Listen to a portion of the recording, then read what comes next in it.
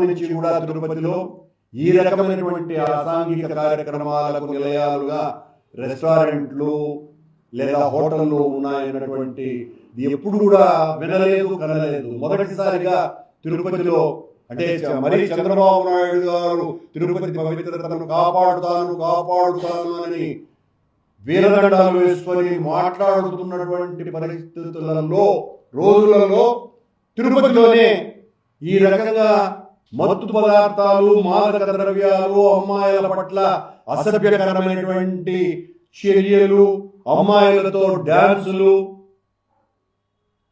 ఈ డీజే సౌండ్లు ఇవన్నీ కూడా తీవ్ర కలతలకు గురి చేస్తున్నాయి. ఆక్షేపించవలసినటువంటి అవసరం ఉన్నది. తిరుపతిలో ఉన్నటువంటి ప్రజలందరూ కూడా పెద్ద ఎత్తున దీని మీద ఆలోచించాలి. తిరుపతిలో ఒక దుష్ట సంస్కృతికి బీజాలు